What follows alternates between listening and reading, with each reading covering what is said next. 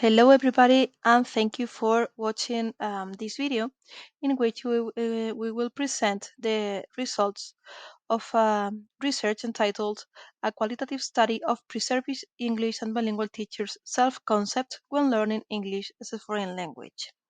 This research has been carried out by Francisco Javier Palacios-Hidalgo and myself, Cristina Huertas-Abril, and we both work at the University of Córdoba in Spain. Well, as supported by research, currently the idea that students' self-beliefs play a central role in their academic success is so widely accepted that self-constructs are a regular staple in studies of academic motivation. In the context of language learning, various self-related beliefs have also been acknowledged as essential for achieving success and frequently serve as a fundamental factor in research and language acquisition and learning models. Among all these, self-concept is an interesting construct situated at the core of an individual's psychology, linking different aspects like affective factors, goals, and strategic behaviors. Although it is a potent construct to study, research on self-concept is still a challenge due to the substantial disagreements regarding its definition, measurement, and development. Self-concept is a cognitive process that impacts the student's English language learning development and outcomes. From a more comprehensive perspective, self-concept acts as a fundamental underpinning for grasping one's self-awareness, contributing to enhanced academic achievements among students. Self-concept reflects an individual's self-perception within a particular domain of work, including, consequently, English language learning development and outcomes. And also, self-concept has been proved to influence English language learning development and concepts. Despite its importance, it is noteworthy that studies examining the nature and development of English as a foreign language learners' self-concepts remain relatively scarce, especially when these learners are also pre-service EFL and bilingual teachers. And in this context, we have carried out this study.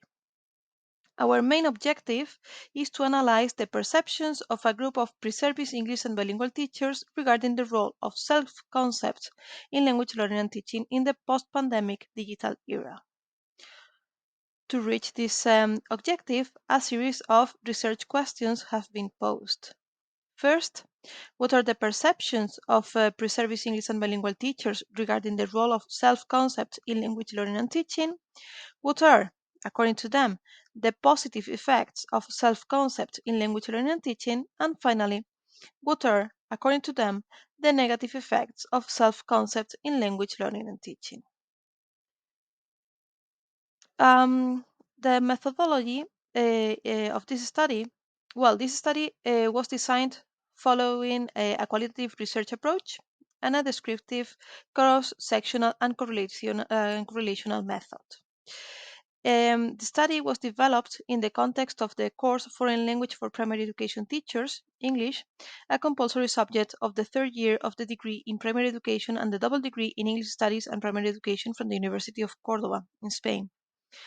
During the course, pre-service teachers participated in a reflective teaching practice on the role of learners' self-related constructs, with a main focus on self-concept in language learning and teaching. We used a purposive non-probabilistic sample based on convenience for the selection of the participants. And intentional eligibility criteria were based on participation in the aforementioned reflective teaching practice, volunteering, and closeness to the researchers. Considering this, a total of 23 pre-service English and bilingual teachers were finally selected for this study, of whom 82.61% were women and 17.39% were men.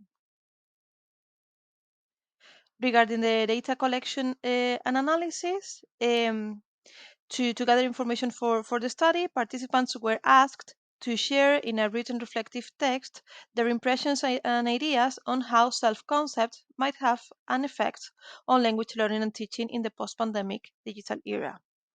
Except for using English, no specific guidelines were given in terms of format or style, considering the potential of creative writing for research purposes. Once the texts were completed, participants had to submit them via the Moodle platform of the University of Cordoba in Spain, and data analysis was performed using Atlas TI for Windows, following the grounded theory approach. Well, now moving to the findings, we can present here the main categories found, okay, that were general ideas about self-concept, necessary aspects for a good self-concept, positive effects, and negative effects. 23 subcategories were found with a total of 150 coded cases. And this figure shows a concept map, a network of the categories and subcategories identified, as well as their interrelationships. Now, in this image, we present a graphical representation of all the subcategories and how the answers of the participants have contributed to each of the themes, as can be seen here. Well, it must be noted that the general ideas about self-concept are in pink, the necessary aspects for a good self-concept in yellow, the positive effects in green, and the negative effects, finally, in red.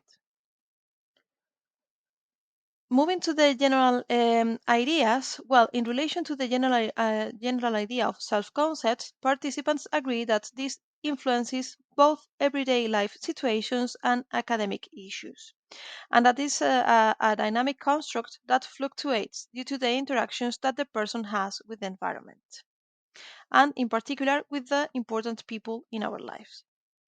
Participants also seem to agree that self-concept is essential in any type of learning process, and that, as such, its positive development needs to be encouraged by teachers.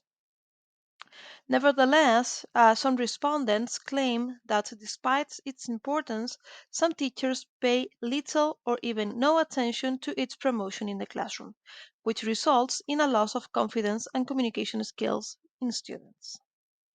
In this light, and regarding the necessary aspects for language learners to develop their self concepts in a good way, participants highlight the importance of the help and the behavior of language teachers. The emotions of the learners are also considered key by participants. In this sense, respondents agree that positive emotional experiences may help them in their in the language learning process. Finally, an appropriate class environment where students feel safe to learn and actively use the language, that is, the right atmosphere, is also necessary. And participants also consider that learners' communication skills may also affect their self concepts. Regarding the necessary aspects, well, as I mentioned before, we have a positive class environment, the potential of communication skills, the consideration of the positive emotions, and the importance of teachers' help and behavior.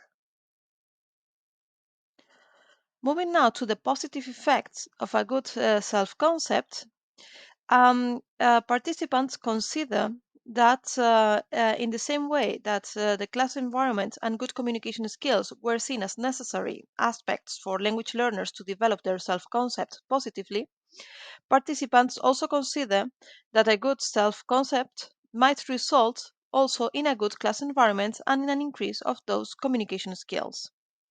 Likewise, goal achievement and better student academic performance, self-esteem, and confidence are also considered assets of a healthy and positive self-concept. Furthermore, the participants also mentioned the freedom to make mistakes that facilitates the process of language achievement, then the connection between positive self-concept and motivation, self-esteem, and confidence, and a better academic performance. Um, Regarding the findings connected to the negative effects, participants also acknowledge the potential negative effects of having a bad self concept on language learning and teaching. And respondents think that a bad self concept may make students feel ridiculed or not capable of using the target language correctly. These feelings may result in an increase in students' frustration, as discussed by the participants. Also, it can affect negatively in the interaction with people, and it can even repress the potential of the language learner. Um, Considering the findings and despite the importance of self-concept in the field of language learning and teaching, up to now, studies examining the nature and development of EFL learners' self-concept remain relatively scarce, as we mentioned before, especially when these learners are also pre-service and bilingual teachers. This presentation has aimed to reduce this research gap by conducting the exploratory study that we have presented here. Well, regarding research question one, what are the perceptions of pre-service English and bilingual teachers regarding the role of self-concept in language learning and teaching? Participants consider that this is an important aspect when learning and also when teaching a foreign language, as it is related to the learner's motivation not only towards the target language but also towards the learning process itself, which is connected to the research carried out by Chen et al. In 2022. Regarding research question two, what are, according to pre-service English and bilingual teachers, the positive effects of self-concepts in language learning and teaching? Participants defend that a positive self-concept does not only give more freedom to make mistakes and develop students' resilience, but it also provides students with a better class environment. Finally, regarding research question three, what are, according to pre-service English and bilingual teachers, the negative effects of self-concepts in language learning and teaching? Participants mentioned that feeling ridiculed and not capable of making a perfect use of the target language are two essential factors that hinder English language learning development and outcomes, as it was also stated by Kimikiye and Putri 2023. Regarding the practical and pedagogical implications of our research, we could say that it's important that teachers are careful about students' level of self-concept, as it is a relevant predictor of enhancing students' attitudes and of diminishing their affective filter, considering that the affective aspects of language learning are as important as the cognitive aspects, as it was mentioned already in 1982. Um, Furthermore, and considering the relevance of computer-assisted language learning called nowadays, teacher training in relation to students' self-concept is especially necessary when considering the role of technology and the importance of teacher digital competence in the English learning and teaching process. Well, considering this, it's important, however, to interpret our findings with a recognition of certain limitations. First, that this was an exploratory study that involved a limited number of pre-service teachers. Secondly, that the research was only qualitative, which might have influenced the data provided by the participants, and that future research should aim to broaden the participant sample, encompassing a more diverse range of contexts and employ a variety of data sources and methodologies to supplement the findings presented in this chapter. Well, these are the references used in this presentation, and we hope you liked this presentation. Thank you very much for your attention, and for any doubts or comment, we will be more than happy to answer you and to give you any information that you may need. Thank you very much.